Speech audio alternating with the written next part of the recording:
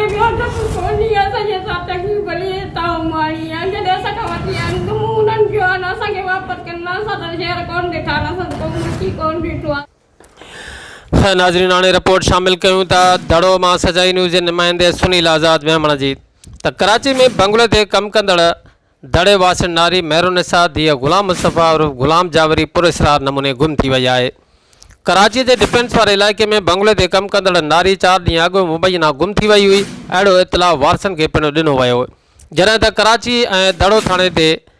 ज़िले काउंसिल सजावल के वाइस चेयरमैन राजा रमीज़ ज़ौर ऐं नारीअ जे पीउ ग़ुलाम जावरी के फ़रियाद ते गुमशुदगी जूं रिपोर्टूं पिणु दाख़िल करायूं वयूं आहिनि। ॻोल्हा बावजूदि मुबैना गुम थियल नारीअ जो को पतो न पइजी सघियो आहे जंहिं सबबि वारिस सख़्तु परेशान आहिनि। उन सिलसिले में मुबैना गुम थियल नारी मेहरुनिसा जावरी जे पीउ ग़ुलाम जावरी ऐं माउ सकीना जावरी रोईंदे मीडिया के ॿुधायो त असांजी न्याणीअ खे डॉक्टर सिद्दीक़ ज़ौर पंहिंजे नाठे राजा रमीज़ ज़ौर जे बंगले ते कमु करण लाइ मोकिलियो हुयो जितां उहा गुम थी वई आहे।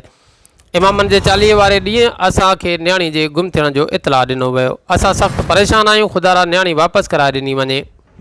त मूंखे हिननि घुरायो हो त मूंखे सिद्दीक़ ज़ौर जे घर वारी चए थी त न्याणी ॾे थी कम लाइ वठी था वञूं मुंहिंजी न्याणी रहंदी आहे त फेम में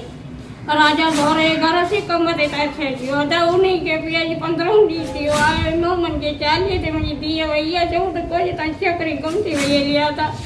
मुंहिंजी घर वारे खे वठी विया हुते हिनखे छॾे आया आहिनि दर बदर थी पोइ सुबुह मां आयो आहे असांखे लापता करे छॾियो आहे किथां बि असांखे नथी अचे असीं ग़रीब माण्हू असीं किथां हुनखे ॻोल्हे हथ करे चऊं भाउ असांखे चयो त बाबा असांजी तुंहिंजी न्याणी थियो त असीं 70,000 महीने ते वठी था वञूं राजा ज़ौर न कराची में संदसि नाथी आहे उते वठी था वञूं। असां उनखे कोन ॾिठो आहे न सुञाणूं उनखे हिननि जे थ्रू असां ॾिनी आहे छोकिरी त जेको सो अॼु 15 ॾींहं थी विया आहिनि छोकिरी न वापसि वई आहे घर में न ॿियो